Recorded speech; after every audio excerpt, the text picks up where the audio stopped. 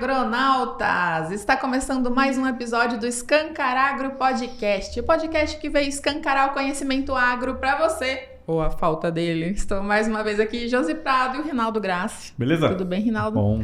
E estamos com um convidado super especial no programa de hoje, que eu vou apresentar daqui a pouco.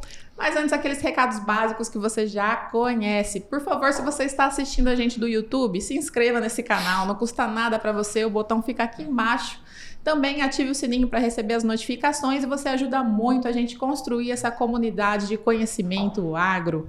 E também vá lá nas nossas redes sociais também conhecer a gente por lá. Agradecer os nossos apoiadores e parceiros, né? A JCO Bioprodutos, que é o nosso patrocinador Master 2024. E os nossos parceiros, a Rádio Cidade. Estamos lá na Rádio Cidade de segunda a sexta-feira no programa Agrocidade aqui na região do Matopiba. E também a nossa parceira Revista Adoro. Abraço para vocês, pessoal. E o nosso convidado de hoje, ele é professor titular em Microbiologia do Solo na Escola Superior de Agricultura Luiz de Queiroz, a Exalc, né, que nós daqui da área conhecemos muito. Engenheiro agrônomo e doutor em Genética e Melhoramento de Plantas pela mesma instituição. Livre docente em Biologia do Solo também pela Exalc. E estuda comunidades microbianas em áreas naturais e nas áreas de agricultura, né? Tem como objetivo principal gerar conhecimento para o desenvolvimento de uma agricultura mais produtiva e sustentável. Seja muito bem-vindo, professor Fernando Andreotti, tudo bem? Olá, pessoal, tudo bem? Joia, obrigado pelo convite, um prazer estar aqui. Fazia um tempo que eu não passava na região, né? Bacana de voltar e ver o quanto isso cresceu e dividir aqui com vocês essa conversa. Vamos ver que a gente vai poder trocar de informações para voltar para Piracicaba com novas ideias, né? Isso é importante para todo mundo, esse bate-papo aqui. É isso aí. E a gente ia até falando do evento, né? A gente aproveitou sua presença aqui no evento do Plantio Direto que está acontecendo no Luiz Eduardo Magalhães, que foi um evento muito bacana. E aí que eu não sou boa nem nada, fui lá e pesquei, né? Quem poderia participar aqui com a gente, contribuir. Professor, eu acho assim, até contextualizando, né, para você saber, aqui no podcast a gente já conversou várias áreas, pontos de vista, né, da microbiologia. Por exemplo, a gente já conversou com a doutora Elisa Uemura, que trouxe essa questão da saúde, né, do solo, o quanto que é a mesma microbiota, digamos assim, né, e o quanto que a falta desses micro-organismos no solo está afetando a saúde humana. Até questão de mental, né? Que é até uma coisa legal que a gente pode comentar também. Já falamos sobre os micro-organismos maléficos, benéficos, com o seu Luiz Vida. A gente já falou de controle biológico com o Luiz Cláudio, né? E aí a gente queria hoje, então, aproveitar o seu conhecimento científico para aprofundar nessas questões, assim, mais, né? Que tem biologia molecular, por exemplo, né? Então, eu queria pedir para você começar contextualizando, assim, o que estuda essa área e o que mais de incrível, assim, que você descobriu nessa área em relação aos micro-organismos. Tá, vou começar bem no começo, então. Tá? Isso. Maravilha. É legal que vocês já tiveram outros bate-papos nesse tema, porque esse é um tema super abrangente hoje, né? Nível mundial, várias áreas, né? Como você colocou, desde saúde humana até agricultura, né? Área ambiental passando pelo meio aí, áreas biotecnológicas, tudo isso olha para a microbiologia com muito mais capacidade analítica, tá? E o que a gente vem aprendendo? A gente vem aprendendo que essa parte microbiana, ela na verdade, ela sempre esteve presente em todos esses locais, em todos esses ambientes, esses nichos, vamos entender assim, onde ele coloniza, e sempre participou ativamente de tudo que aconteceu, né? Se eu pegar a história de formação de solo, tem participação microbiana. Se eu pegar a interação com plantas, a gente vai entender que as plantas dependem de micro-organismos. Se eu pegar os animais, a gente se alimenta de um monte de coisa que inocula na gente uma gama de micro-organismos. Então, assim, o que a gente começa a entender do ponto de vista científico é que essa biodiversidade microbiana ela sempre foi fundamental para todos os processos que acontecem na Terra. Até porque a gente veio disso, né? Exato. Se a gente pegar a ancestralidade, a gente tem muitos fragmentos genéticos nossos, genômicos nossos, que ainda tem organização de genes de bactéria. Tá? Então, assim, tanto a gente veio e derivou disso, como a gente depende de outros atores aí, que teoricamente fazem coisas que a gente não faz. Né? Eu não sou médico, nem quero ser, né? Mas, assim, a gente tem estudos que mostram que mais da metade dos compostos químicos das moléculas produzidas no nosso corpo né, eles são sintetizados por micro-organismos que são simbiontes a nós. A gente não sintetizaria ela sozinho. Entendi. Então, quer dizer, eles modulam muito o nosso comportamento, nossa fisiologia e muitas outras coisas. Nossa, dá para fazer várias conexões, assim, com vários outros assuntos. Por exemplo, né, quando eu vejo, assim, essa parte de microbiologia, que a gente evoluiu disso, né? Vamos pegar lá, no começo tinha um tipo, eles se juntaram e aí juntos eles conseguiram sintetizar uma substância que depois foi fazendo parte do corpo desse conjunto. E aí conforme vai evoluindo, vai encontrando outros organismos que é como se fosse, por exemplo, o ecossistema de empresas, né? Sei lá, as empresas vão se juntando e aí elas juntas fazem um trabalho diferente e às vezes encontram uma startup que é bem específica em alguma coisa que vai agregar. É mais ou menos essa dinâmica também, né? Tem o outro que vem e come esse. Exato. Tem uma gama de possibilidades. Assim, eu convido a todo mundo que está escutando aí, se gostar desse tema, se estiver bom, né? Que tem gente que fala, nossa, que papo teórico chato, né? Mas se estiver gostando do tema, a gente tem que aprender mais sobre evolução. Evolução é exatamente as teorias. Nasce com a história de Darwin, vinha lá antigamente do Lamarck, de outras teorias. Não vou explicar isso aqui agora, mas enfim. Hoje tem uma série de possibilidades que criam as histórias evolutivas de vários seres vivos. Então, tem várias possibilidades. Existe se transformar em várias formas por mutação genética, e aí o ambiente acaba selecionando aquele que é mais adaptado. Isso é muito comum em pragas, em doenças, onde os organismos se tornam resistentes ao inseticida, por exemplo. Tá? Mas não é que ele se tornou resistente. Uma mutação aleatória que gerou um indivíduo resistente, esse aí tem vantagem sobre os outros. Ele não morre, deixa mais descendentes e a população se torna resistente. A frequência dele aumenta na população. Esse é um jeito, né? Mutação e espalhamento dessa característica. Outro jeito é junção, né? A gente, por exemplo, na nossa célula, as mitocôndrias, elas são bactérias que foram fagocitadas por uma célula. Do mesmo jeito que nas plantas, os cloroplastos também. E a gente até sabe que grupo é, né? Os cloroplastos vêm de lá das cianobactérias e as mitocôndrias vêm de um grupo de alfa-proteobactéria, que é o mesmo grupo de risóbio. Tá? Então veja como que esses organismos podem ser, vamos dizer, incorporados totalmente, no nosso caso mitocôndria, ou parcialmente, quando a gente pensa em ondulação de soja, e funcionar como um acessório a um organismo mais complexo, ser humano, plantas ou o nódulo, né, no caso da soja. Então, os princípios são os mesmos. Tem várias possibilidades de gerar variações biológicas que aí são expostas ao ambiente e são selecionadas. A gente entende muito mais isso hoje você perguntou sobre metodologias, né? Com acesso a métodos moleculares, porque a gente começa a decodificar genomas e entender quais são as peças que são novas, que são iguais para todo mundo, que são diferentes, que dão origem a chamadas espécies. Eu tava lendo um livro, né? Faltou pouco para terminar, que ele era a história da humanidade contada pelo vírus. E vem justamente bem nessa sequência, assim. Ele pegava e mapeava as rotas, por exemplo, de migração, assim, né? A partir ali do centro de origem, vamos dizer, nosso, junto com doenças, que geralmente ficam resíduos a nível de ossos ali, se o cara teve uma infecção de alguma coisa, etc. E aí eles começavam a falar, ó, essa doença... Aí eles começam a falar, tipo assim...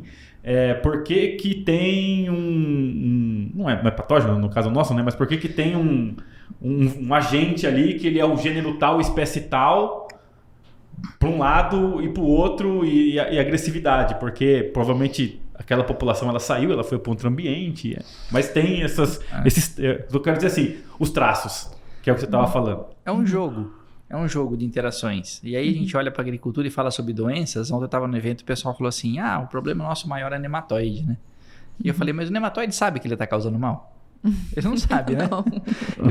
Se você pegasse o nematóide e pudesse falar com ele, falar, cara, você tá fazendo um estrago, ele ia pedir desculpa, eu acho, sabe? Aliás, estão convidados aí os nematóides, se um dia quiser vir aí, né? Nessa luta evolutiva, eles são seres que não enxergam, que estão no solo e que só têm sucesso de alimentação se encontrar a planta. Então, se ele encontrar pouco a planta, ele reproduz pouco e fica no sistema em baixa população. Uma que ele não gosta, né? Uma que ele não gosta, né? Vai morder o macrotalar e vai perceber que não é legal, né? Então, aí o que acontece? Quando a gente coloca essa evolução sobre o sistema humano, as grandes cidades são o sistema humano, e por isso que a gente tem problemas em grandes cidades que a gente não tinha, né? A pandemia contou essa história mundialmente, né? Sim. A gente pega a agricultura, é algo parecido. A gente acaba favorecendo alguns grupos que se tornam problemas. Por quê? Porque eles são um problema? Não, eles estão ali igual a gente tentando propagar. Se a gente for pensar em problema, o maior problema do mundo, biologicamente falando, é o ser humano, sabia? Sim. Sim, nós somos os micro-organismos patogênicos da Terra. Infelizmente é verdade. A gente tem um potencial de invasão e competição muito grande. Duas características biológicas que mostram a propagação de qualquer ser vivo. Né? Se colocar uma planta qualquer no meio de uma floresta, ela não vai dominar a floresta. Você colocar um animal lá, ele não vai dominar a floresta. Mas se colocar o ser humano ali, um grupo de uns 10 pelo menos, para não ter muita endogamia, né, muito parentesco, ele propaga, gera uma cidade, começa a usar aquele sistema e a gente ocupou o mundo inteiro, assim. Então, assim, sim, verdade. Então nós somos quase um nematóide do mundo. É verdade. Acabei de pensar isso, eu nunca tinha falado isso antes. Mas então, vamos lá. Essa questão de ter o problema, ele é um efeito de um desequilíbrio. Então, se eu for, por exemplo, no meio de uma área nativa, eu vou encontrar nematóides. Vou encontrar alguns que se alimentam de plantas. Se eu for numa área de agricultura, isso é a maior população. Por quê? Porque a gente está dando mais comida para ele. Né? Na mesma história, vai seguir os fungos patogênicos, né? Sim. Do mesmo jeito, vai aparecer outros problemas. Então, lidar com essas questões na agricultura, a gente faz melhor se entender o processo natural. Né? O processo evolutivo, o processo de configuração de ecossistemas. Então, assim, a minha carreira ela era muito assim, teórica. Tá? Prometo, pessoal que está escutando, que a gente vai mudar para um papo mais prático, vai ficar mais legal. Mas a base, assim, se for contar minha carreira em 10 segundos, seria assim, ó, passei 15 anos em laboratório, desenvolvendo métodos de biologia molecular, durante minha graduação, pós-graduação, pós-doutorado, trabalhando muito com sistemas naturais e com alguma coisa de agricultura. Minha tese trabalhou com planta transgênica, onde a gente não podia plantar transgênico, tô ficando velho. E aí, nos últimos 10 anos, tenho dedicado a entender como é que esses processos naturais explicam o que a gente vê na agricultura, e aí fomenta demais a inserção dos bioinsumos, dos biológicos. Ai, porque eles trabalham com essa visão ecossistêmica. Você vai lá e aplica uma bactéria, não é só aplicar bactéria, tem um monte de processo que acontece nessa inoculação, nessa chegada, nessa invasão. Né? Então, entender essas reações e como é que os outros insumos interferem no processo é exatamente o que a gente faz em pesquisa hoje. Tá? Incrível. E assim, já pegando para um lado mais prático, já para entrar nessa linha assim. É isso aí mesmo, o biológico veio à tona, essa parte biológica ela veio à tona mais recente, né? E hoje se fala muito em solo, né? Porque o solo para mim, fica cada vez mais claro que ele é a base, né? Ele é você tendo um solo de qualidade, ele atua bem para você, seja no ambiente climático no top, no adverso para mais ou para menos, né? Ou muita chuva ou com seca, né? Falta d'água, né? E aí hoje tudo se transforma em números, né? Em informação para tentar avaliar isso de uma forma um pouco mais pragmática, né?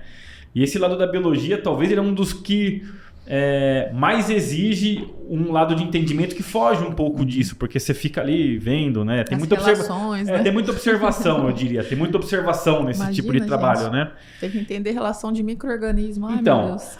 Aí a pergunta é, o que hoje que se fala muito que você tem que ter uma medida de solo física, química e biológica. A química está muito clara de qual deve ser, né? Qual deve ser a medida biológica que a gente pode começar a partir dela para explorar ou direcionar onde que eu tenho que observar mais ou menos? Tá, vamos de novo fatiar isso aí porque tem muita informação. O podcast vai virar um mini curso. Vamos falar primeiro de solo. Acho que é já uma visão bem mais concreta hoje para qualquer agricultor que esteja, né, atualizado em agricultura de alto rendimento, que o solo é o maior patrimônio que ele pode criar. Positivo. Né? Os preços são estáveis, as políticas são estáveis, o mercado é instável, mas o solo ele tem que ser estável. Alguma coisa tem que ser estável nessa história e ele tem que ser o solo. Ele é mais estável quando ele tem maior qualidade. Positivo. Aí entrando em qualidade, a gente tem que olhar para aspectos pedológicos. E a gente não deve classificar solo só por textura, que é o que a gente faz. É argiloso, é arenoso, é X% de argila. Tá, qual argila, em qual profundidade, como é que é o perfil? Né? A gente classificação mesmo, né? Classificação. Então aí já entra um parâmetro. Esse entra um parâmetro. De mensuração na área física e de pouca mudança. Nem é física, tá? Isso é pedologia e geoquímica. Uma coisa que eu tenho aprendido um pouco e é super interessante. Tá? Porque eu posso ter solos com a mesma textura, com a mesma profundidade e comportamento hídrico totalmente diferente. Sim. Dependendo de como se organizam os agregados. Então, eu convido a todo mundo aí a preencher assim, meu solo se chama X. Ele não vai saber falar o nome certinho, nome e sobrenome. Ele fala, é latossolo. Latossolo tem mais de 40 tipos de latossolo. Só pra dar um gostinho. Mas depois você chama os colegas de geoquímica para falar aqui. Que cai novamente na questão da evolução, né? De como ele evoluiu, que faz toda a diferença, como ele se comporta. É japonês, igual é alemão, criança, é né? brasileiro, né? É mais ou menos assim. Porque tem genética diferente humana, cachorro, né? Você pegar um Shih Tzu, pegar um pastor alemão, são cachorros. Né? Só que são diferentes. Diz que são, né? Agora você pegar um Shih Tzu e um Maltese, você já não sabe muito bem, né? Então a gente começa... Então a gente precisa entender quem é, para entender o potencial. Depois eu tenho que moldar. Aí sim vem a física. Tá. Entender compactação, entender relevo, entender se eu tenho chance de fazer plantio direto por quanto tempo, se o meu manejo deixa, né? Estruturação biológica de agregado. Depois vem a química, que você falou que a gente sabe muito bem, que é o que a gente mais tem conhecimento acumulado, que é a parte nutricional. E a gente vem aprendendo, mesmo a gente sabendo muito, tá aprendendo. Sim. E aí vem a biológica, que a gente sabe menos porque ela não existia. Aí vem a segunda parte, que é assim, o biológico chegou mesmo. O que fomentou tudo isso acontecer? Se a gente for pensar, a base de tudo isso é o conhecimento técnico, tá? Porque tem relatos da 1900 e bolinha, 1918, tem um capítulo do livro dos Estados Unidos que fala sobre inoculação de solo. E a primeira frase do capítulo fala assim, essa é uma prática muito antiga. Olha só. Em 1918, né? Só que era uma coisa às cegas. Você pegava solo de uma área que produzia bem, misturava com a semente e plantava na área que produzia mal. Era assim que eles faziam, tá? Então a gente tem conhecimento, a gente sabe quem são os organismos que servem pra gente na agricultura. A gente sabe como manipular, como produzir, como ver qualidade, viabilidade, como esperar a resposta. Sabemos tudo? Com certeza não. A gente tem aí, vamos falar com muito exagero, umas 30 espécies que a gente usa na agricultura. No solo e na planta tem mais de 10 mil espécies diferentes. Nossa.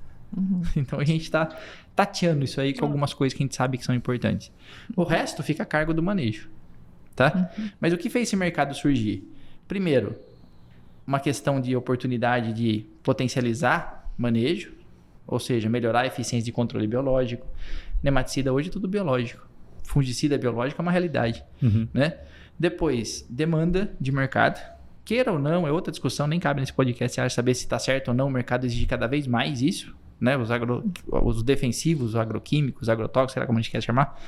Eles são, na minha visão, ferramentas fundamentais, mas algumas vezes o mercado vai jogar algumas moléculas fora. Às vezes justamente, às vezes injustamente. O que a gente tem que fazer? Tem que estar pronto para isso, não tem jeito. A gente vende commodity, a gente não tem esse potencial de impor o que a gente quer vender, infelizmente. Criar valor, né, em cima do produto. Infelizmente, então a gente tem que estar pronto para isso. Cada vez mais o mercado vai apertar assim.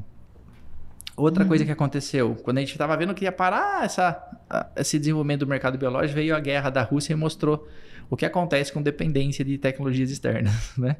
E foi outro salto. E aí, esse ano que passou, o pessoal falou assim, mas o biológico cresceu assim, porque hoje 50% das áreas agricultadas recebem insumos biológicos. Isso é um número que ninguém apostava, tá? Isso está acontecendo porque a margem do produtor subiu muito nos últimos anos, né? 21, 22, 20, foi um ano muito bom. Só que esse ano aconteceu o contrário, não aconteceu? O que aconteceu? A margem caiu.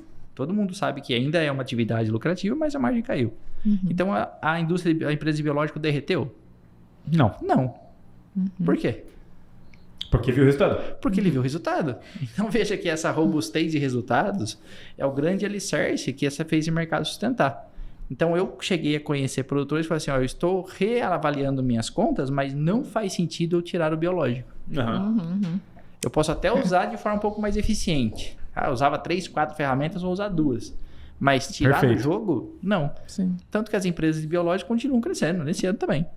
Cresceu biológico e cresceu empresas que, teoricamente, vendem o que seria o produto do micro-organismo lá, né? Por exemplo, humus, substâncias úmicas e tal, né? Você quer dizer on-farm? Não.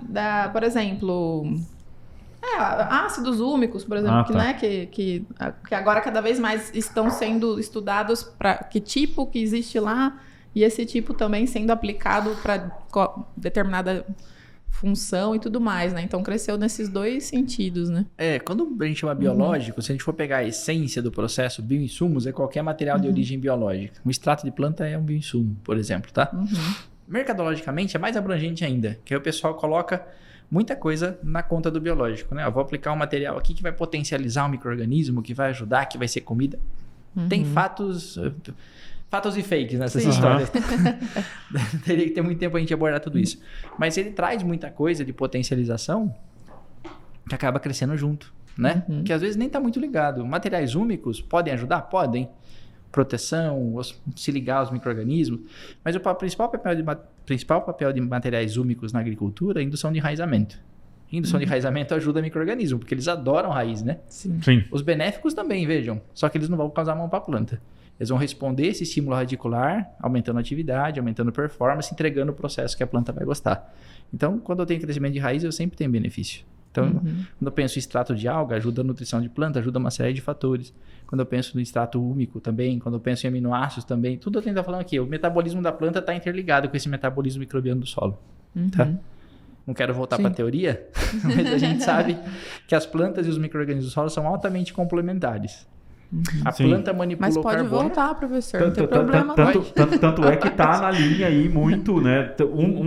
Vamos lá, consolidou solo e nas linhas de solo que tá falando, também virou ponto passivo, já que você tem que ter o solo ali o máximo de tempo possível coberto com planta viva, com raiz crescendo.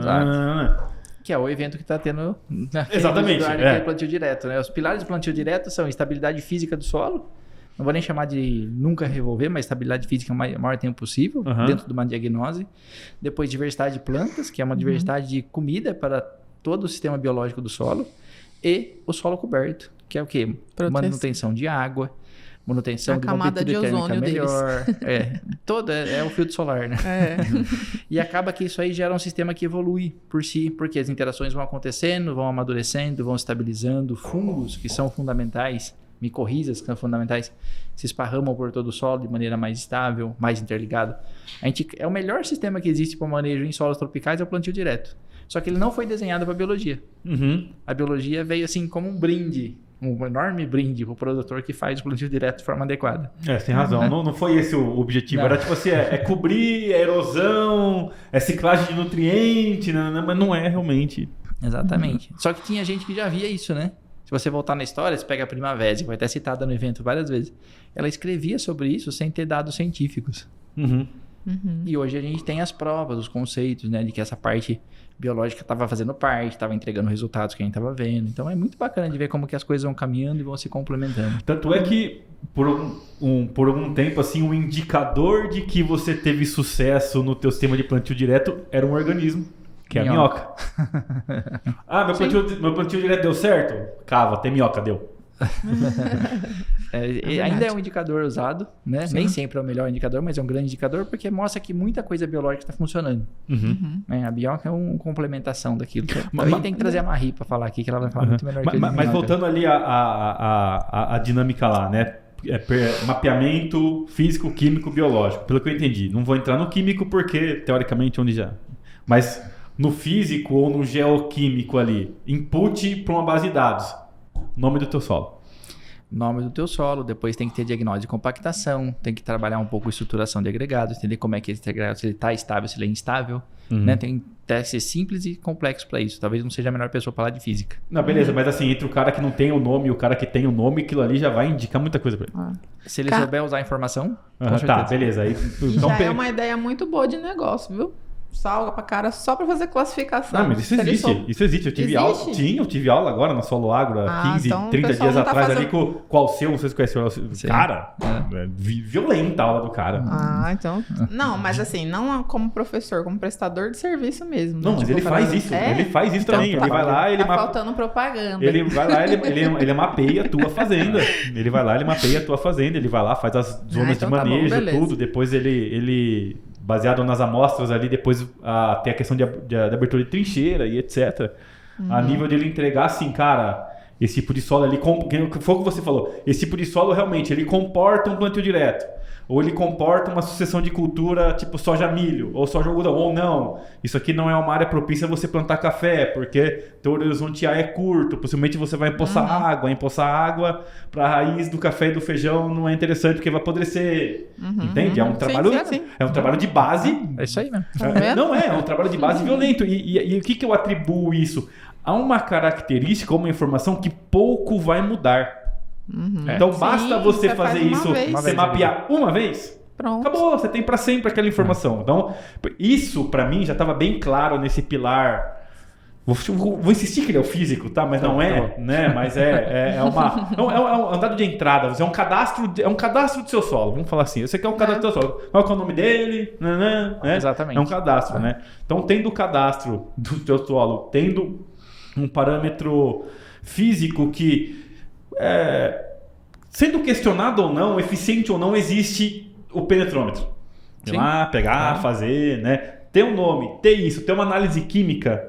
Você concorda que você tem belos insumos para poder trabalhar? Com certeza. Aí a minha pergunta é, qual que é o dado ou qual que é o parâmetro biológico que eu coloco nessa equação para eu também contemplar um dado biológico no meu banco, entendeu? Essa é a pergunta. Essa é a pergunta que está sendo usada. Pergunta de 1 milhão. É bem mais. É bem mais. É bem mais. Eu ia falar isso, eu falei, não é 1 milhão, é mais. É 1 bilhão. Porque assim, a gente tem, tecnicamente, capacidade de medir o que você quiser em solo. Se pegar um solo e falar assim, eu quero saber o quanto eu tenho de arqueias metanogênicas em solo. Grupo que ninguém nem precisa saber para que serve. Dá para medir. Mas é bom, né? A gente sabe quais genes eu tenho ali que estão relacionados a isso. Eu quero saber o que eu tenho, sei lá, de DNA de fixador de nitrogênio. Eu consigo medir. A questão é, a gente mede tudo muito bem, mas a gente tem poucos ainda parâmetros. O que eu estou dizendo? Se eu me der 2 solos e falar, mede para mim esses 2 solos, meço. Qual está melhor de acordo com essa medida? Eu falar, esse aqui está melhor de acordo com o solubilizador de fósforo. Agora, se você me der um solo e falar, mede o solubilizador de fósforo, eu meço. Você falar, esse valor é alto ou é baixo? Eu não sei. Igual nematóide. Porque ele vai variar de acordo com a sua região, com o manejo, com a cultura. O que vai relaxar essa solução? O trabalho da Embrapa é fenomenal nisso, né? Das bioanálises. Isso. Que começa a parametrizar. Tem tabelas para regiões do Brasil que parametrizam, tem uma inserção de algoritmo. Fenomenal, né? Colocar isso aí para rodar. Só que ele demora um tempo para se alimentar em todos os sistemas que a gente tem. Porque se eu pegar a tabela que foi feita para Goiás e considerar aqui no Eduardo, talvez eu tenha variações. Se eu for para o sul do Brasil, a tabela não vale. Porque naturalmente a gente começa a ver atividade biológica maior, porque é um sistema diferente, acumula matéria orgânica muito mais fácil. Então os parâmetros biológicos, eles são mais responsivos às variabilidades. Se eu pegar a análise molecular, que está super em alta, tem várias empresas no mundo e no Brasil desenvolvendo para tentar achar formas fáceis de interpretar uma análise molecular, que não é simples. O que a gente faz? Pega DNA do solo, separa ou não alguns fragmentos e sequencia. Aí tem lá 1 milhão de sequências de DNA que me fala o que eu tenho no solo. Quais são os grupos, quais são as possíveis funções e assim por diante. Se eu entregar isso aqui para o produtor, ele não vai saber usar. Tava falando ontem com um colega meu. É quase uma ressonância. Já fizeram ressonância? Já. Você consegue interpretar aquilo? Ah, eu não. Então não serve pra nada? Serve. Serve, não é? Então às vezes o pessoal fala assim, essa análise molecular não serve pra nada. Na mão do médico só serve. Exatamente. Não na minha. Entendeu? Às vezes o pessoal fala, fiz essa análise molecular que ela é cara e não serve pra nada. Eu falei, não, ela serve. A questão é que ela não é fácil de interpretar. Tem que saber o que você quer ver. Não adianta fazer ressonância do pescoço e você machucou o joelho. Né? Então assim, eu tô lendo uma área problemática com fungos. Vou fazer uma análise molecular focada em fungos. Eu vou entender se eu tenho variação de grupos que são importantes para aquela doença. Às vezes eu não tenho. Tá? Entendi. Só que alguém que sabe interpretar, porque vai vir lá índice de diversidade de Shannon, vai vir lá índice de riqueza estimado de Shaw, vai vir lá classificação taxonômica ao nível de filo, família, ordem, gênero. E não vem igual exame de sangue, né? Que fala, até 200 tá bom, né? Que é o que a gente quer. É o que a gente quer. Se no você futuro, né? Se você pegar as empresas que estão desenvolvendo isso, elas estão começando a entregar esses exames de sangue que você pediu, variando. Só que ela tem que colocar essa variável que ele conseguiu nessa amostra dentro de um range conhecido, uma variabilidade conhecida. O exame de sangue é assim também. Colesterol fala assim, acima de 200 é alto. Por quê? Quem falou que é alto? Porque tem um monte de gente Porque mediu milhões e viu que os caras que têm acima de 200 começam a infartar. E assim, né? Mesmo o exame de sangue com os parâmetros dele, existe uma interpretação personalizada, né? Com certeza. Se você pegar o jeito mais atual de olhar para isso, tem uma visão holística, porque o seu DNA fala sobre isso. Né? Eu sou um cara que toma remédio de pressão desde os 28 anos de idade. Aí esses dias eu fui fazer exame de sangue, eu pedi para fazer o mapa genético meu. Tava lá em promoção e eu fiz o mapa genético. Eu já fiz isso aí, o Genera? É Genera. Sabe o que eu descobri? Sabe o que eu descobri? Que eu sou 99% italiano, jura? Meu nome é Andreotti. E descobri que provavelmente eu vou ter Alzheimer quando eu ficar velho. Então, ou seja, bebe, come para morrer cedo, para não ficar com Alzheimer. Tô brincando. Então, veja, o exame não serviu para nada. Na verdade, o exame confirmou tudo que a gente já sabia. Então, se eu pegar um pivô, que tem muito pivô, problemático, com fusário, derretendo feijão, pegar um cenário bem crítico, e pegar uma área que o feijão não está sofrendo com fusariose, fizer uma análise molecular, eu vou ter um bom embasamento e falar assim, nossa, essa análise diferencia população de fusário, população de antagonistas, de repente eu aplico o tricoderma e controlo o fusário, consigo ver essa diferença ou não. Percebe que eu consigo, entendendo o paciente, direcionar a análise, e aí eu consigo medir. Então, assim, sumarizando tudo, existem indicadores genéricos que estão sob desenvolvimento. Genérico quer dizer que vai servir de uma amplitude, e as bioanálises, para mim, elas são muito boas. Eu posso olhar para a parte molecular muito bem, ou eu posso voltar a algumas casas e olhar para coisas que a gente já sabia fazer na década de 70. Por exemplo, micorrização de plantas. A gente mede isso super bem. Em laboratório, olhando para fragmentos de raiz micorrizada. Um trabalho bem detalhista, não é fácil, mas é possível fazer. E micorriza o produtor conhece, né? Ó, aqui tem mais micorriza, porque você fez braquiária no seu sistema. É um efeito da braquiária e micorrização. A gente consegue provar isso facilmente. Então a gente tem ferramentas biológicas para muita coisa, só que pouca coisa que sai na tabelinha que ele quer ver. Mas isso vai acontecer. Por quê? Quanto mais análise a gente fizer, mais a gente vai ter sistemas que leem, interpretam, e a inteligência artificial vai ser fundamental para falar, ó, exato. Seu solo tem uma população X de fixador de nitrogênio, para a sua região, a variabilidade é de A a B. Onde que você está nesse meio? A gente tem isso sendo feito por várias empresas, só que com poucos dados ainda. 5 mil, 10 mil, 50 mil dados. É pouco? É pouco. Se eu pensar no exame de sangue humano, ele tem bilhões de dados. Para esse universo é pouco. Porque assim, ó, a gente está falando de estar medindo isso no solo. Né? A gente não está falando de medir em outro lugar. Falando do solo. E a gente sabe que o solo é onde existe a maior variabilidade de espécies. Se eu não me engano, 59%, né, das espécies do mundo estão no solo. Esse número eu não sei, mas ele é um hotspot de biodiversidade, com certeza. Então, ele tem um complicador muito forte, né? Um fator de variabilidade muito alto. E a saúde humana também está se estudando muito, né, em relação a isso também. Professor, eu diria que essa pesquisa, ela está, a maior parte ainda, nas instituições de ensino, como a Exalc, por exemplo, ou já está muito na mão das empresas? Como que está sendo essa relação, assim, do seu ponto de vista? Até que, enfim, a gente começa a ver uma conexão maior nesse tema entre academia e prática, tá? Isso é muito Se eu pegar qualquer empresa de biológico e falar assim, ó, começa a fazer pesquisa para achar uma bactéria nova, não vai ser fácil para ele começar. Porque ele vai ter que ter uma estrutura, ele vai ter que ter um conhecimento, ele vai ter que ter pessoas com expertise. Algumas têm, mas não é todo mundo, não é comum ter. Se eu olhar para a universidade, eu tenho um monte de microbiologista que sabe fazer isso de olho fechado. Então, por que eu estou falando isso? Porque esses dois ambientes, eles têm que estar entrelaçados, eles têm que estar ligados. E tem que existir mecanismos para isso, tá? E o mecanismo pode ser cruel dos dois lados. Tem muito pesquisador que pode ter o conhecimento, pode ter organismo, pode ter... Nem micro-organismo, pode ter conhecimento teórico que não quer passar para frente por uma questão de ser cientista. E tem muita empresa que quer ir lá, e aí vou falar casos reais, tá? Professor, eu queria ter uma bactéria, vou dar um mais da atual, que solubiliza fósforo para eu vender na minha empresa, tal, fomentar a agricultura, fazer o mundo melhor. Tá. Como que a gente quer fazer a parceria? Eu dou uma bolsa pro seu aluno, ele desenvolve para mim. Legal, né? Super legal. E aí ele vai embora com a bactéria e ele ganha muito dinheiro e eu fico com a bolsa do aluno. Então, assim, veja como que a gente tem que ter mecanismo. Hoje existe mecanismo. Esse mecanismo é muito fomentado por dois sistemas. Fundações, que estão ligadas às universidades e que fazem essa interface. E aí sim gera-se um projeto em conjunto. Vários casos de sucesso atuais mostram a Embrapa, a universidade, fomentando com ferramentas biológicas e agricultura. Ou existem as startups. Que as startups normalmente tem ex-aluno envolvido, dos professores. O professor hoje pode participar de startups. Então tem lei para isso. E aí todo mundo acaba se retroalimentando. Por quê? Porque esse dinheiro volta para a pesquisa básica. E assim, as instituições, a ideia delas lá na frente, depois do produto desenvolvido, é ter um royalty? Tem royalty. Legal. Tem royalty.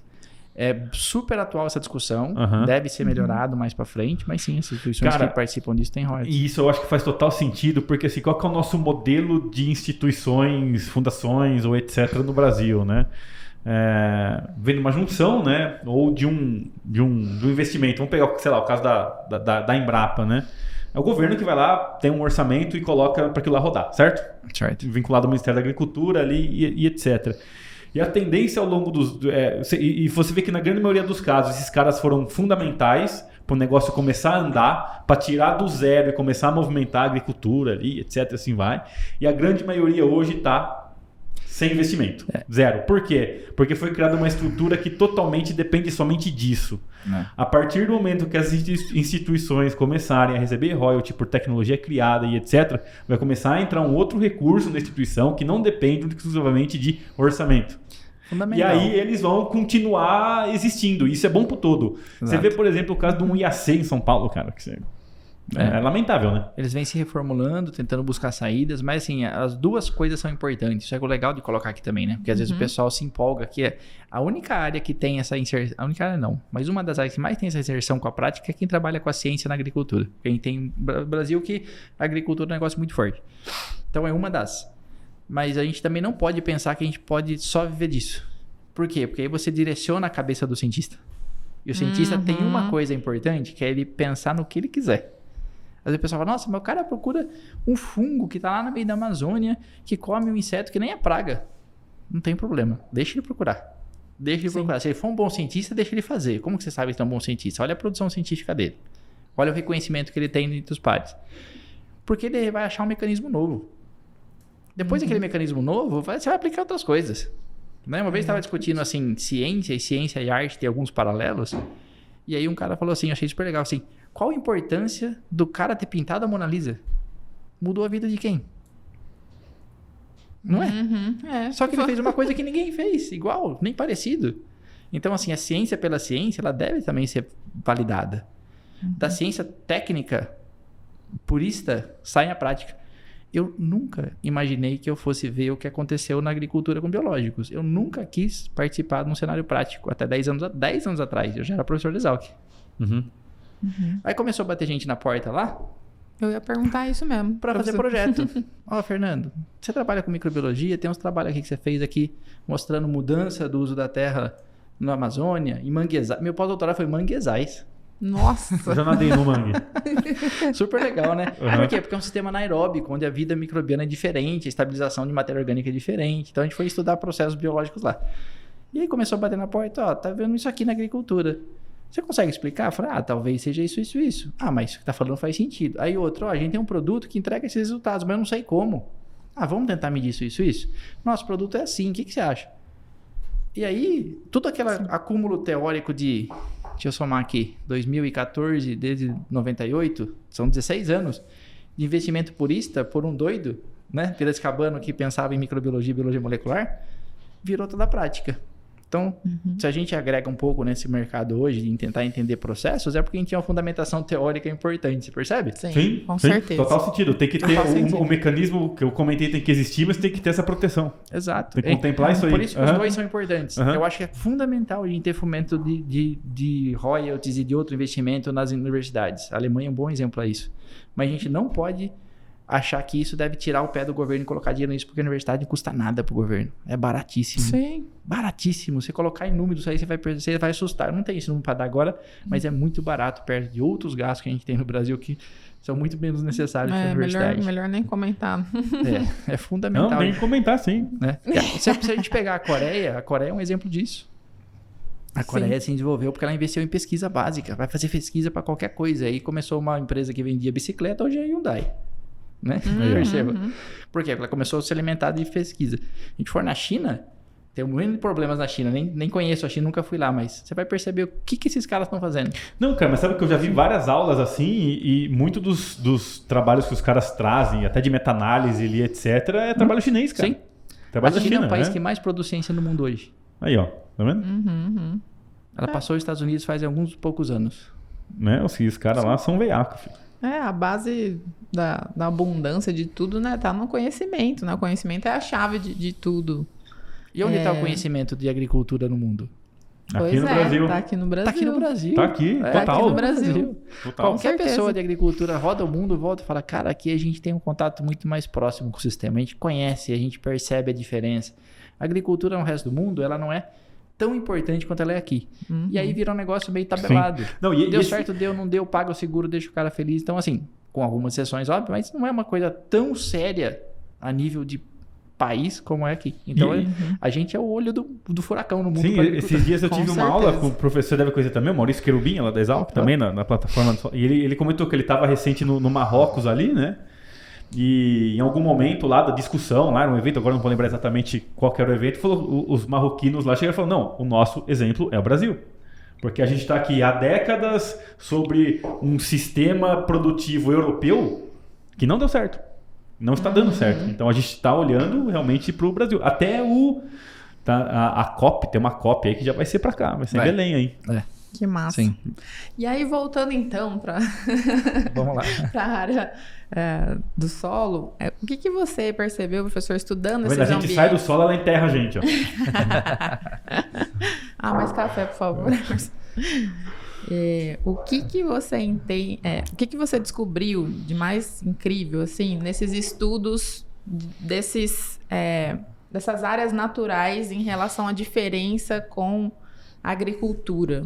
Tá. Né? A primeira coisa que a gente vê é que quando a gente faz agricultura, a gente interfere naquele processo evolutivo de formação do solo e na composição biológica do solo. Existe algum tipo de grupo assim que você nunca mais encontra a partir do momento que você tem agricultura? Existe. Mas eu vou falar o nome deles aqui, você vai falar, e daí, né?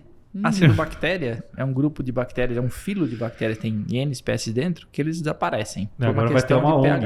Agora vai ter uma ONG para defender essa bactéria, tá vendo? Tá? Agora veja, qual a importância disso? A gente pode ter uma visão catastrófica, falar, não pode mexer porque a gente vai tirar grupos que evoluíram com o solo e não vai ter mais. Ou a gente pode ter uma visão estratégica, que a gente desenvolve hoje, que é falar assim, tá bom, já que muda o solo, porque muda o pH, porque muda o input de carbono, muda a questão de insumos. Uma coisa que muda, quer ver, que a gente nunca pensa é, o solo evolui sem nutriente solúvel. Os organismos interagem para conseguir todos se nutrirem ali em parcerias. Quando eu vou lá e faço uma adubação, eu estou mudando isso. Estou colocando nutriente solúvel. Então, muitas parcerias viram disputa. É igual a sociedade, né? Quando ninguém tem dinheiro, dá certo. Quando começou a ganhar dinheiro, separa. Então, vejam, essa mudança do solo para a agricultura, ela é um processo importante para a gente. A gente cria um novo ambiente. E daí a gente tem que entender o quê? Nesse ambiente que a gente cria, que não dá para viver sem ele para fazer agricultura, o que a gente pode fazer para ter uma estrutura biológica adequada? Aí que vem os manejos. Né? Uma coisa crescente, planta de cobertura. Até falei um pouco da palestra que eu fiz ontem lá no evento. Planta de cobertura entra muito nessa visão de trazer essa diversidade biológica de plantas, que foi a história que o solo viveu por milhares de anos. E agora, nos últimos, sei lá, na região aqui, 30 anos, a gente começa a fazer agricultura e restringe a dieta do solo. Coloca só uma planta, 2 plantas. Não é o natural do solo. Então, quando a gente restabelece isso parcialmente, a gente vê melhorias no solo. Total. Nossa, a gente é gênio? Não, a gente só está aprendendo com o sistema natural e aplicando na agricultura um conceito. Certo? Então, assim, o que a gente aprendeu é que o solo muda drasticamente na sua composição biológica, principalmente numa redução de funções. Não é nem só o número de espécies, mas na redução de funções. Então, ele se torna menos eficiente biologicamente se eu não cuidar da parte biológica. E aí, a outra parte que a gente está aprendendo agora, que a gente está fazendo, né? Ciência é um negócio chato, demora para chegar nas conclusões. Mas é que a gente pode interferir de forma assertiva. E aí, essas ferramentas de manejo, elas são fundamentais. Tanto uma planta de cobertura, como eu mostrei, como toda essa ferramenta de bioinsumos que aparece. Por quê? Porque aí eu estou colocando players que eu sei que são importantes. Sim. Um jeito é fomentar a diversidade do solo. Fomentar a atividade biológica. E aí eu tenho que pensar em input de carbono. Outro jeito é garantir que os que são bons estejam presentes. Certo? E aí eu coloco lá um controlador de doença, um controlador de nematóide, um promotor de crescimento, um disponibilizador de nutriente, assim por diante. Eu vou compondo um time ali que eu sei que vai me entregar algum benefício. E esse time, ele também pode... Você pode pensar nessas funções que elas vão ser executadas. A primeira pergunta que eu queria fazer assim, que aí eu vou voltar nessa, cara, você pega lá, o cara chega e fala assim, isso aqui ele controla tal coisa, mas ele também solubiliza fósforo, aí depois ele vai lá e faz isso. Então eu sempre tenho uma dúvida assim, o que ele vai fazer primeiro? Se ou o que ele vai isso. fazer melhor. Pode ser, é um bom ponto. E a outra partindo desse ponto, a depender de estilos de safra, de prognósticos de safra que eu venha a ter, eu posso direcionar ou escalar esses caras mais voltados porque eu vou precisar para aquela safra, certo? Por exemplo, cara, eu tô aqui com uma cultivar, é um ano chuvoso e eu tô com uma cultivar que na natureza dela é uma cultivar que cresce muito e eu tô mais na linha de conter porte dela. do que tanto promover. Então eu colocar nesse sistema um promotor, pode ser que não seja um bom negócio. Não vai fazer Faz sentido? Faz sentido, lógico. A gente evolui para isso, para ser personalizar o uso de ferramentas, como tudo, né? Por que eu não doso nitrogênio maior do que se recomenda? Porque eu sei que eu vou ter vegetação excessiva, né? Então por que eu vou colocar uma bactéria que induz crescimento se eu quero uma planta mais restrita? E assim por diante. Faz sentido tudo isso, tá? E essa visão de que o organismo faz várias coisas, ela é importante. Que a gente vem de uma agricultura que fala assim, ó, um produto, uma função. Sim. Né? Um herbicida mata uma planta, um nutriente dá uma coisa, uma molécula mata uma praga. E agora você bota um cara vivo lá. Falei que o nematóide não sabe que ele causa mal, o tricoderma não sabe também o que ele vai fazer. Ele tem habilidades múltiplas, ele evoluiu, né, dentro de sobrevivência em solo. Então ele consegue tirar nutriente de formas orgânicas, ele consegue estimular a planta a crescer, ele consegue parasitar outros fungos e comer. Como é que eu vou saber o que ele vai fazer lá no solo? Não é? Pois é, então, essa é a dúvida, né? Exato. Quer ver uma pergunta bem comum? O pessoal fala assim, professor, quando eu aplico o tricoderma, hoje o tricoderma é o insumo mais usado no Brasil, biológico. Ele só vai comer os fungos patogênicos? Eu falei, claro, ele fez fitopatologia, né? Ele conhece. Talvez os de hoje já tenha, né? Não, óbvio que não. Para ele ser aprovado como cepa, tal, ele tem que comprovar. Ele vai ter que parasitar outros fungos. Na verdade, o que acontece é que num sistema problemático, aqueles fungos que são patogênicos estão acima da população natural. Então ele acaba sendo encontrado por mais vezes. Uma aplicação de suco vai fazer com que os fungos que se aproximam da planta vão ser preferencialmente predados. Então veja que o cenário, o ambiente é importante para que o processo aconteça. Né? Agora, se ele quiser solubilizar um fósforo orgânico, a gente sabe que ele faz isso muito bem. Como é que eu vou impedir? Ou eu vou querer impedir? Então, né? Agora também tem outro lado. Né? Mercadologicamente, tem aquele cara que estuda tudo isso e fala, cara, meu bicho é o cara, né? Ele faz tudo. Ele faz tudo, mas igual o pato, né? O pato voa, mas não voa muito, né? Nada, mas não nada muito. Né? Bota ovo, mas ninguém come o ovo do pato. Então, quer dizer, faz tudo, mas não faz nada. E como é que você vê tanto a aplicação ou produtos que naturalmente eles já saem com uma composição muito grande de micro-organismos? É um desejo, desde que eles sejam estabilizados, isso não tem nenhum problema. Mas tem desafios, tá? Em registro, ou seja, reconhecido, a gente tem hoje o máximo 3. Não tem nenhum produto acima de 3 registrado para isso. Certo? Isso a nível de gênero diferente ou de espécie? Espécie. Registro sempre vai pedir espécie. Tá. Registro como biodefensivo ou como inoculante vai pedir espécie. Entendi. Aí a gente tem 3. A gente queria ter 10? Queria. Mas sabe o que limita isso? Quando eu registro um produto, o Ministério fala para mim, então me dá a metodologia para medir cada um deles. Porque cada lote que eu produzir, eu vou ter que entregar cada um deles. Aí fica caro. E às vezes não dá. Tá. Você pega 10 bacilos diferentes, cara, eles são iguais. Você só vai testar ele por método molecular e aí fica inviável. E tempo, não é só preço, é tempo para conseguir uma análise dessa para soltar um lote. Então existe limitação. Para soltar o lote. E é o que acontece, você tem desafios nisso. Quando eu pego produtos que tem mais, tem alguns produtos que falam que tem 10, tem mais, eles não são registrados como inoculante biodefensivo.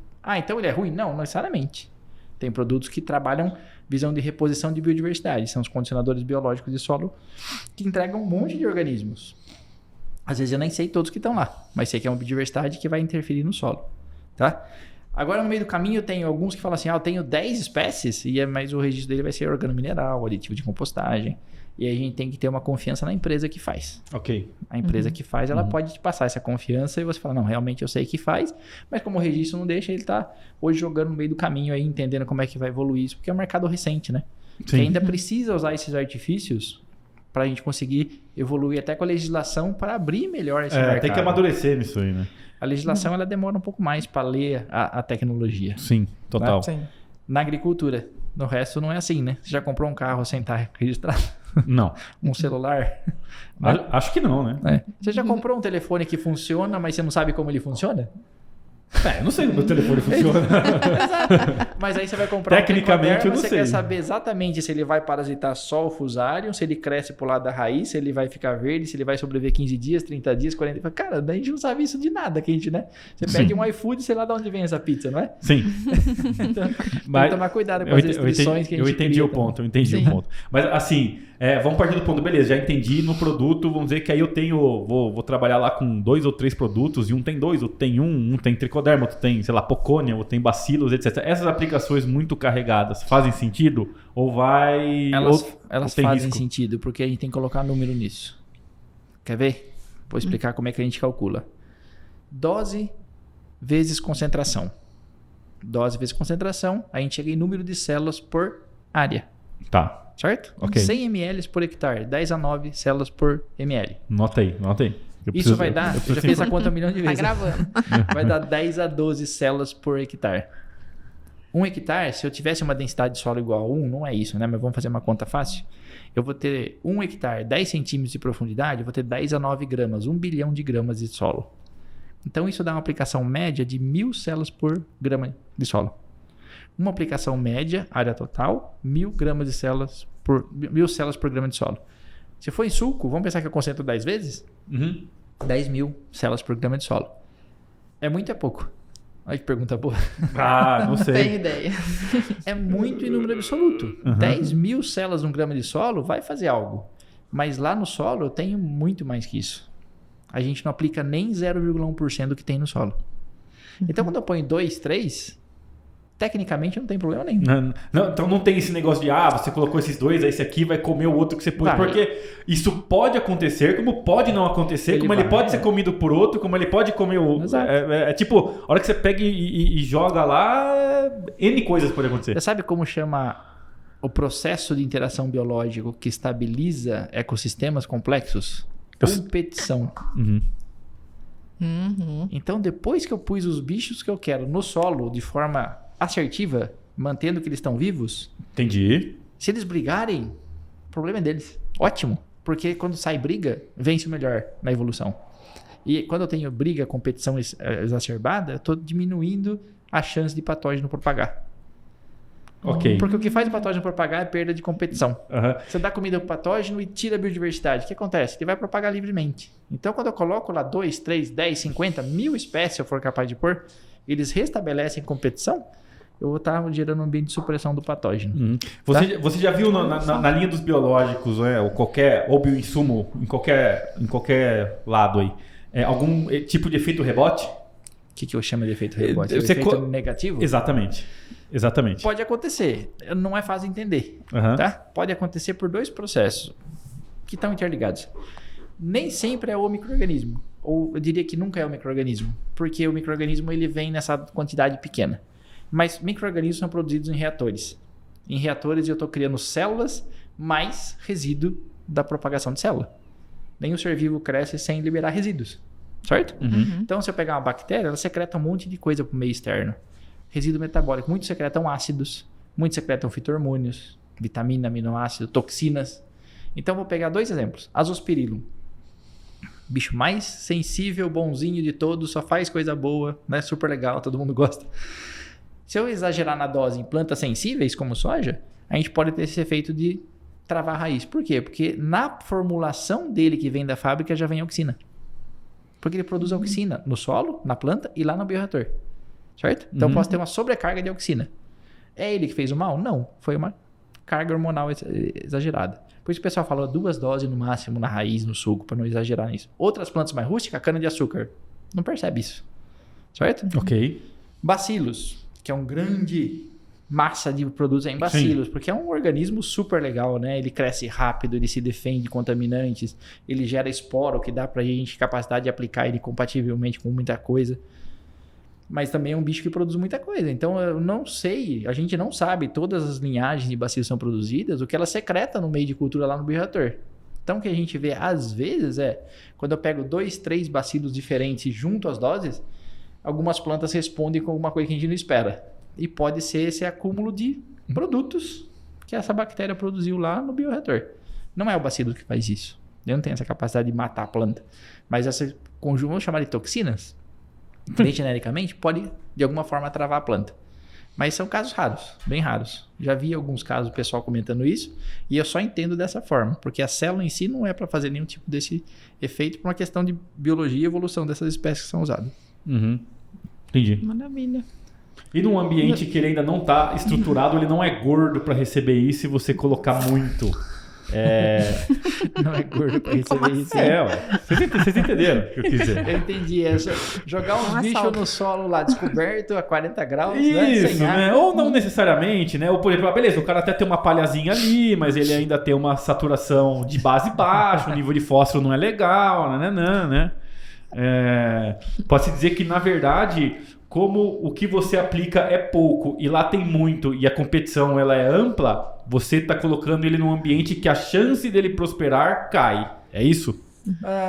De tudo que você falou, para mim, água e temperatura. Água, talvez, no principal. Porque se eu falar assim, vou aplicar um azospirilo. Aqui a região começa a chover mais tarde, novembro, né, mais ou menos. Uhum. Em setembro, no solo, você fala, cara, você vai derreter o azospirilo. Provavelmente. Ele não tem estudo de resistência nenhuma. Você fala, não, tem um produto de bacilos na forma de endósporo. Posso aplicar. De repente ele não vai ter nada lá, vai ficar quieto. Porque endósporo tolera tudo isso. Obviamente que se tiver a chance de colocar na lavoura, a hora que estiver chovendo é muito melhor. Porque a planta vai estar crescendo, vai ter nutrição radicular, vai ter uma dinâmica de matéria orgânica. Tá? Uhum. Então, assim, água é um grande limitante. Do resto, pH, nutrição. Se a planta está viva, para micro-organismo, tá fácil. Entendi. A gente já foi no semiárido do Brasil, a gente já teve a amostra da Antártica e nos 2 solos tem micro-organismo, tá? Semiárido 60 graus, temperatura do solo, Antártica só no verão 20 dias, 30 dias acima de 0. E tem micro-organismo nos 2. Então o micro-organismo ocupa uma amplitude ambiental muito maior que as plantas. Ele adapta ali, não tem como. Porque ele só tá ali, ou ele arruma um jeito de sobreviver ali, ou ele não tem pra onde ir, né? Eu tava até pensando assim, você pega um isopor que demora 400 anos aí pra decompor. Tá lá enterrado há 400 anos, vai sair um bicho ali que vai ser especialista em isopor, sei lá. Só que a quantidade tá muito grande, né? E é legal ver essa visão de sistema, que você colocou uma coisa no começo, Josi, que é legal resgatar aqui, essa conexão entre microbiologia de solo, planta e saúde humana. Isso é um tema mundialmente explorado hoje, tá? Eles chamam de One Health. One Health quer dizer uma única saúde que permeia todo o ambiente. E o que o Rodrigo Mendes, que é um parceiro nosso lá, meu amigo pessoal desde sempre, ele fez um trabalho no exterior de revisitar alguns trabalhos que já foram publicados, e eles viram exatamente isso, que em solos que têm plantas mais doentes, a chance de ocorrerem patógenos humanos é maior. Caramba. E esses patógenos podem estar sendo passados para a planta e chegando no humano com mais facilidade. Então, criar um solo com qualidade biológica, em última instância, protege a saúde humana. Olha que legal. Nossa. Né? Porque esses organismos eles vivem no ambiente, mas estão em baixa quantidade. Quando eu deixo ele aberto o sistema, não só os patógenos de planta, mas outros organismos chamados oportunistas, que crescem nesses vazios, vamos chamar assim, eles ocupam espaços dos benéficos e a planta sofre, mas o que vem depois sofre também. A gente se inocula de micro-organismos pelo que a gente come. Né? Se você voltar 2 gerações, que não é muito tempo, a gente se inoculava muito mais. Porque a gente comia muita mais coisa in natura, a gente tinha uma vida mais rural, a gente estava com o pé na terra. A gente comia a terra. Né? Agora, hoje tem muita asepsia, né? Em todo lugar. E a gente pega isso e entende que pessoas que vivem em diferentes situações de civilização, tem um trabalho clássico da professora da Federal de São Paulo, que mostra populações que vivem desde sistemas indígenas até grandes cidades, tem um gradiente de biodiversidade claro ali na comunidade microbiana associada ao corpo humano. E aí é um efeito parecido com o que a gente fala de agricultura. Se a gente está abrindo esse espaço, quer dizer que a gente fica doente mais fácil. Sim, até eu assisti um documentário da Netflix esses dias falando, né, sobre a microbiota do intestino e tal, como que é que agora está descobrindo que é o segundo cérebro, né? E tem gente que é o primeiro, sabia? É verdade. Tem razão. E aí tava o fluxo é invertido, né? Desculpa, pessoal. Não, tá certo. E aí estavam estudando a relação até da depressão com micro-organismos. Então, por exemplo, a inoculação lá de até fezes, né? Inoculando fezes na outra pessoa. Aí a namorada lá do casal lá na Netflix estava falando assim que ela pegou para conseguir emagrecer mais rápido porque o marido lá era muito acelerado. Só que aí ela sentiu que começou a ter mais depressão, que era um caso que ele tinha, né? Mas eu fico imaginando assim, onde que encaixa depressão na ação do micro-organismo ali, né? O que acontece? Tem uma dessas palestras TED, que é clássica, 2014, que, olha, 10 anos atrás, e já tinha muitas evidências. E ele começa a palestra falando assim, ó, os egípcios, quando iam fazer a mumificação, eles arrancavam o cérebro da pessoa que morreu pelo nariz, com uma ferramenta. Nossa. Eles acreditavam que era a parte impura do corpo. Né? E aí o pesquisador ele fala assim, a gente elimina essa microbiota intestinal com muitos tratamentos que a gente faz. Porque a gente entende que ela pode estar atrapalhando. Então talvez no futuro a gente vá ver assim, nossa, usar antibiótico em excesso é tão danoso quanto arrancar o cérebro de uma pessoa. Tá? E por que ele fala isso? Porque ele fala assim, muito dessas moléculas que são sintetizadas por esse micro-organismo, o intestino onde a gente mais tem, elas geram processos metabólicos. Ensaios feitos em ratinho, assim, em laboratório, mostra comportamento acelerado, agressivo, um monte de distúrbio que está ligado... Mais de 90% das doenças humanas são ligadas à composição biológica do nosso corpo. Olha só. Eu acho que faz sentido. Eu acho que o caminho, na verdade, vai ser na população hoje urbana realmente fazer esses aportes de micro-organismos, que é o que você me comentou. Porque se eu pensar, o cara da cidade... Tá que nem o cara da cidade vive mais que o cara lá. Né? Então, a base de remédio. Exatamente. Então, se você pegar a mesma história da agricultura, evoluiu e pegou e cresceu muito nessa linha do químico, e agora entra com o biológico para pegar esse patamar que você já subiu e elevar ele mais ainda. Olha que legal, dá notícias boas para quem está assistindo, que é importante. Sim. O maior causador de instabilidade biológica no nosso intestino chama açúcar. E o que ajuda a gente a ter uma microbiologia adequada, olha, a alegria geral da nação é fermentados.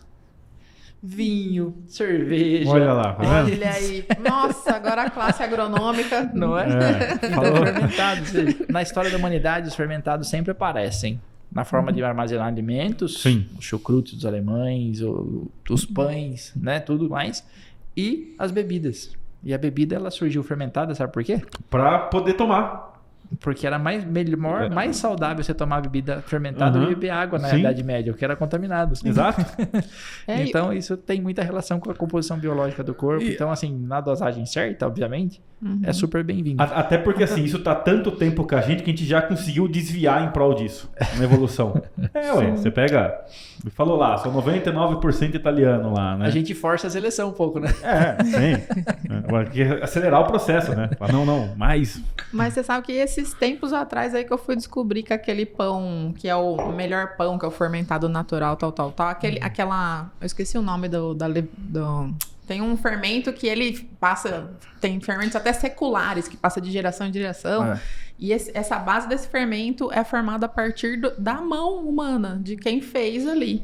Que vai inoculando. Por isso que o processo é lento, é muito menor a quantidade, demora, e aí vai misturando tanto bactérias quanto leveduras, por isso que tem aquele saborzinho meio azedinho, lático, né? Sim. Fermentação lática, que quando não tem o pão normal, que é uma levedura rápida. Olha que coisa louca. Então, por exemplo, dependendo da pessoa que fez, é uma pessoa saudável, ela tá passando ali para aquele fermento, aqueles micro-organismos que vão alimentar outras pessoas. Ou seja, não lavem a mão antes de fazer pão.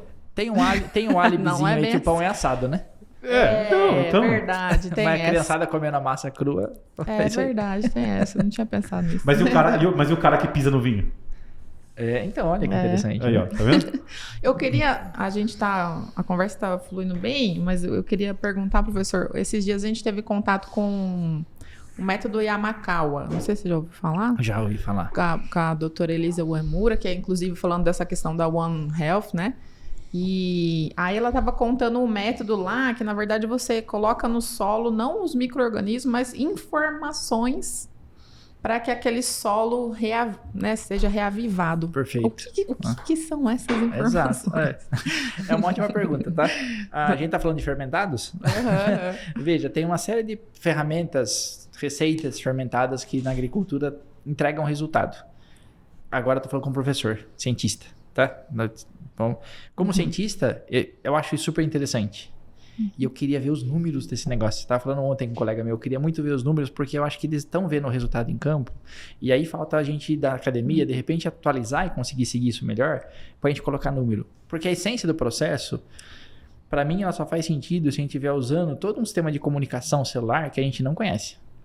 Tá? Se eu pegar plantas, fizer um extrato e aplicar em cima de outra planta, eu vou matar algumas pragas às vezes. Olha só, óleo de ninho foi assim que foi feito. Tá? Agora, se eu pegar solo, ferver, fermentar, cozinhar, colocar com outras coisas, eu vou gerar extratos também. Esses extratos eu vou aplicar num outro solo, eu posso estar colocando organismo vivo, mas se eu tiver cozido aquilo lá muito, de repente não tem organismo mais vivo, mas eu tenho um monte de moléculas. E a pergunta científica é, essas moléculas disparam o metabolismo de organismos do solo? Provavelmente sim, porque os organismos conversam. Olha, sim. agora vamos falar que a gente é doido, mas é café, né? Não é café. A gente falou lá do álcool lá, mas é café. Os organismos conversam.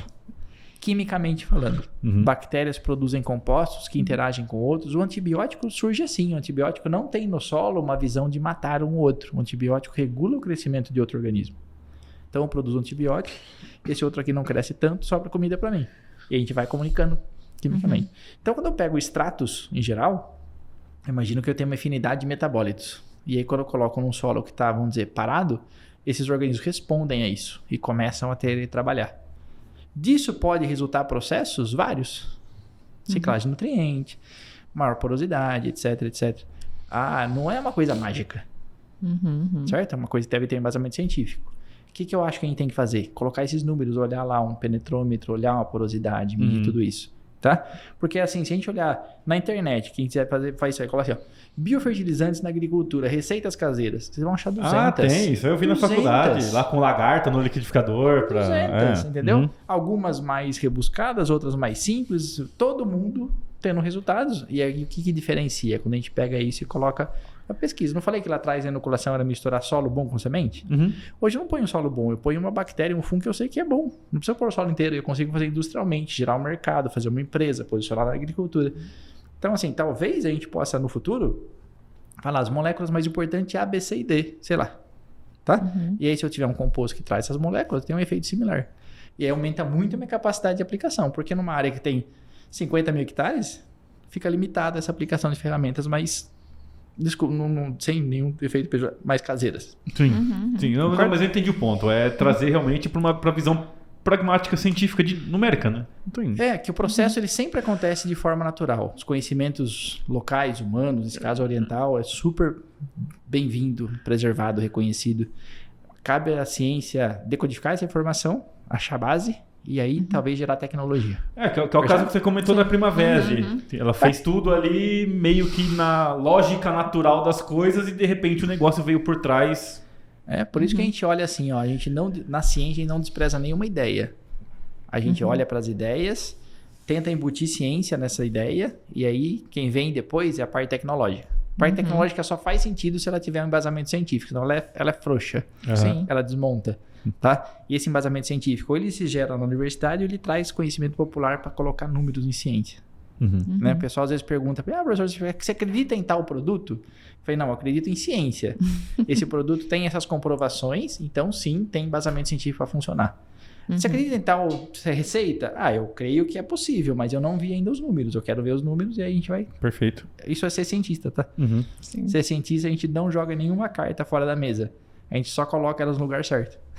Não, legal. Eu achei bem interessante no esquema dela lá, para trabalhar em cima de compactação, né?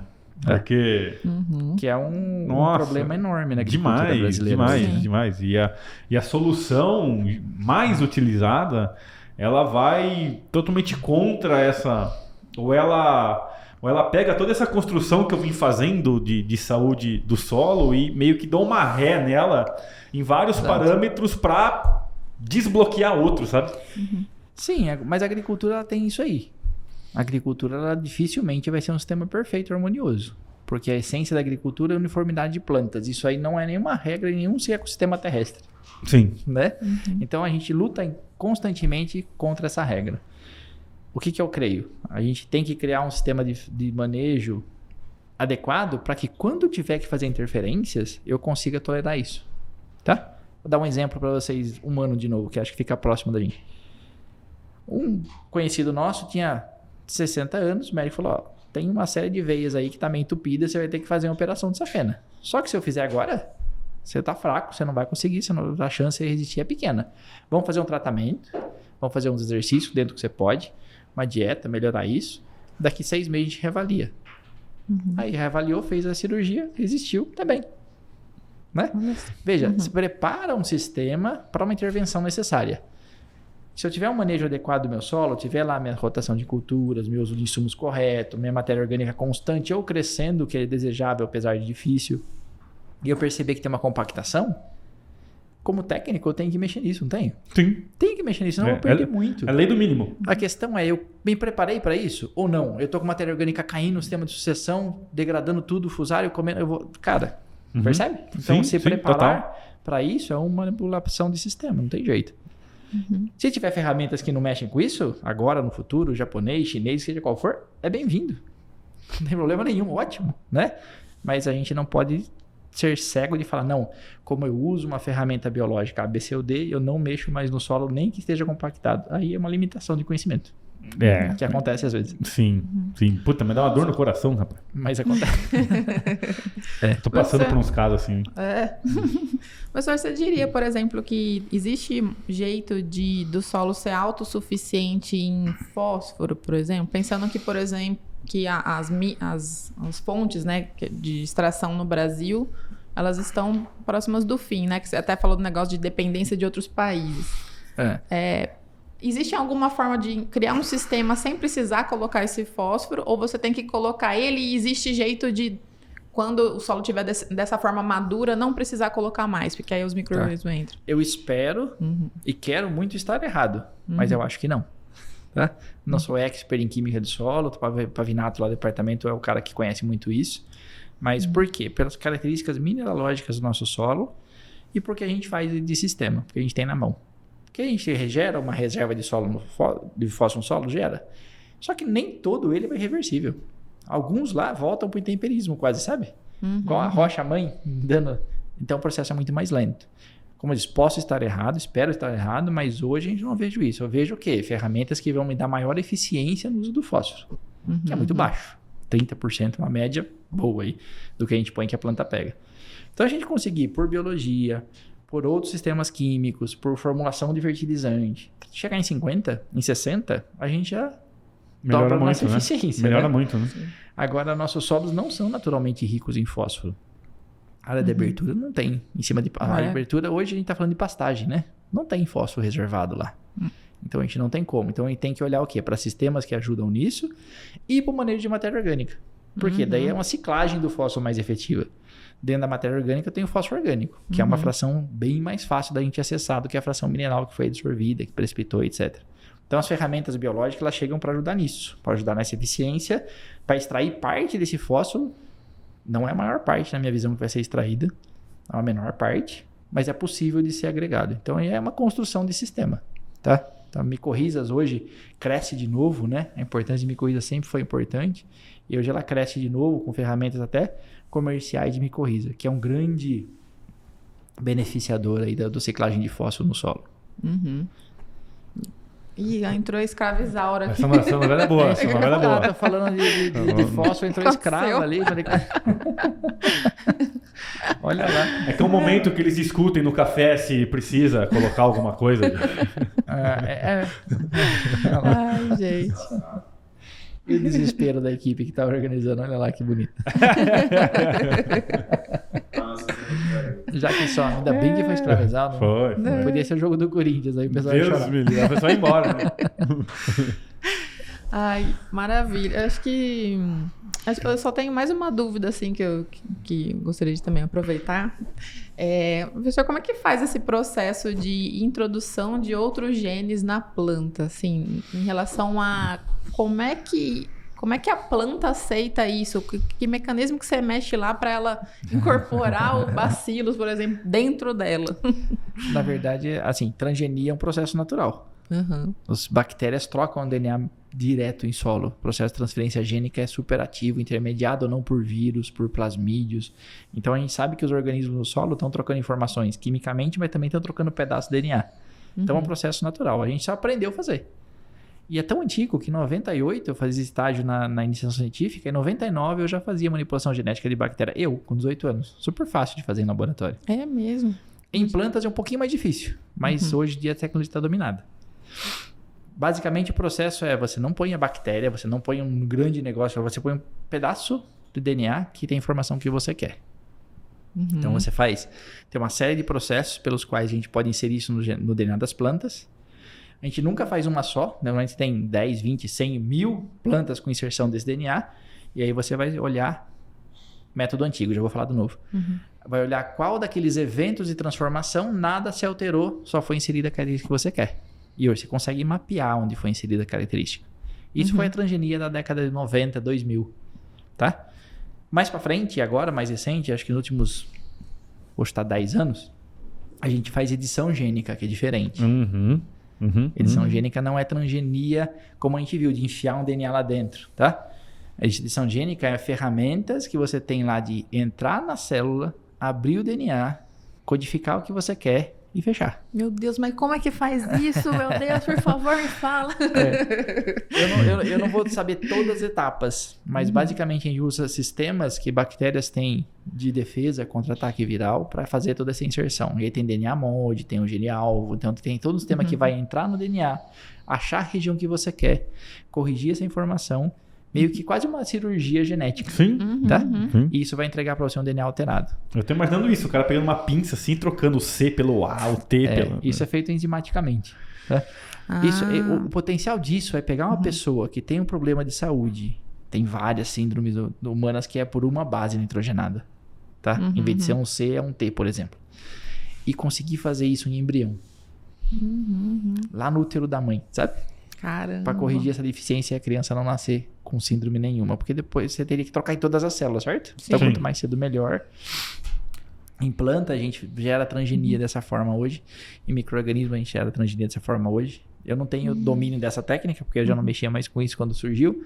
Mas a outra, que era a transgenia simples, ótimo. Por que a gente não avançou tanto com isso? Por que eu não fiz um milho que fixa nitrogênio igual a soja, por exemplo? Porque essas manipulações genéticas elas são associadas a poucos genes.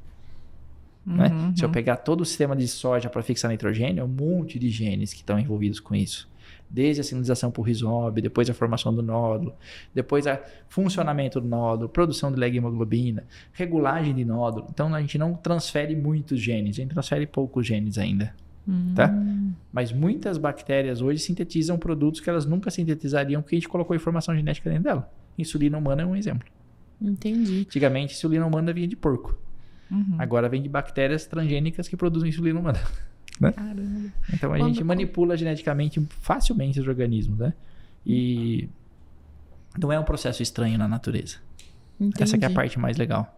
Quando eu fiz técnico bioquímica, né? E lá a gente tinha as marchas analíticas, que você misturava um composto com o outro, porque determinada parte daquele composto ligava com parte do outro, que liberava o que você queria. Então é mais ou menos nesse sentido, assim? É mais ou menos nesse sentido, mais ou menos. Mas a gente trabalha com informação daí genética. Sim, que aí você pega aquela parte genética que quando ela junta com aquela outra, libera a outra que vai para onde você quer. Vamos, mais ou menos. Reforçando que era café. É só curiosidade, minha curiosidade que estava comigo faz tempo. Então, obrigada. Mas tem muita coisa para crescer, né? 2010, olha só, 2010 tem um artigo científico que já mostra o primeiro ser vivo artificial. O que é isso? Uma bactéria que foi tirada... Pô, achei que era gente, pô.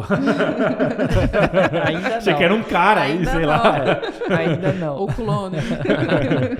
Uma bactéria ainda, que foi tirado o material genético dela e foi colocado um genoma artificial e ela começou a trabalhar de acordo com aquela informação genética. Meu Deus. Caramba. E aí virou aquilo, obviamente. Em 2010, tá? Tem tempo, tem muita coisa que deve estar acontecendo que hoje está ainda em questão de ética, de patente, etc. Mas quer dizer, a gente é capaz de pegar seres vivos e fazer ele produzir o que a gente quiser. A gente é um nematóide mesmo, né? No mundo, né? Percebe? Mas aí tem, por exemplo, isso é muito bem visto do ponto de vista de contaminação ambiental. Sim. Eu crio uma bactéria, por exemplo, que só come aquele poluente, eu aplico na área que está poluída, ela come o poluente, a hora que acabou ela morre. Nossa. É tipo uma máquina mesmo que criou. É tipo o Pac-Man. Acabou infinito. Assim, eu estou contando ciência de ponta para vocês, nem tão de ponta que é 2010 esse artigo, mas só para ter uma noção de onde isso pode chegar. É doideira demais. Doideira Imagina demais. só que da hora mesmo você fazer um esquema de poluente, né? Você pode pensar em várias coisas, herbicida. aplica o herbicida, tem fitotoxicidade. Tem uma bactéria lá que degrada o herbicida e depois ela morre. É verdade. Sim. Agora vem a pergunta de quem pensa em ciência. Tá, ela morre, mas o DNA dela vai degradar? Ou algum vírus vai pegar ele e vai enfiar em outra bactéria? Sim. E aí vai esparramar. Nossa. Então a gente não sabe. Entendi. Entendeu? Bom, e falando que a gente é um nematóide no mundo, a doutora Karine esteve aqui falando que os nematóides evoluídos eram aqueles que conseguiam tirar da planta sem que ela morresse, né? Então, tomara que a gente, com toda essa ciência, consiga encontrar o caminho de ser esse tipo de nematóide, né? Que faz lá o seu núcleo ali, extrai da planta, mas não mata. É o que a gente preconiza, nem sempre é o que a gente faz. Né? Que teoricamente deveria explorar todos os recursos, mas de forma que a gente tivesse uma estabilidade ambiental maior. É desafio, não tô falando que é fácil fazer isso não. Sim. Mas a agricultura pode cumprir um papel super legal de mostrar que a gente é capaz de contribuir nisso. Porque quem não conhece a agricultura fala que a gente faz o contrário. Exato. Né? Mas quem conhece a agricultura e sabe como que a gente pensa médio e longo prazo, sistema de manejo, principalmente a agricultura tropical, se ela não tiver um olhar de sustentabilidade, ela não anda. Porque a partir do momento que ele fala assim, para mim não importa a matéria orgânica, não importa a mata ciliar, ele vai perder a fazenda. Né? Sim. Então, quer dizer, ela não anda sem essa visão. Tem que andar cada vez mais ligado uma coisa na outra. Positivo. Acho que foi isso, né? Opa! Muito, muito legal a conversa. Obrigado. Muito bom. Eu sei que é difícil você vir para cá, né, professor? Então, que bom que deu certo essa oportunidade. E sempre quando vier, fica o convite, né? Pra gente te explorar um pouquinho mais. E é isso aí, pessoal. Vocês que estão assistindo ou ouvindo aí, né, no carro, no caminho da fazenda, enfim. Vocês gostaram dessa conversa? Ficou alguma coisa que a gente, né, não falou, que você gostaria de comentar? Deixa aí no vídeo, aí embaixo nos comentários, ou mande lá para contato@agroinsight.com.br. Mas eu tô já me despedindo sem deixar... Não falou nem... Meu Deus do céu, eu fiquei emocionada. A escravizaura, né? Escravizaura, ela... Professor, desculpa. Ai, tudo certo, delicadeza. Imagina. Foi ela, hein?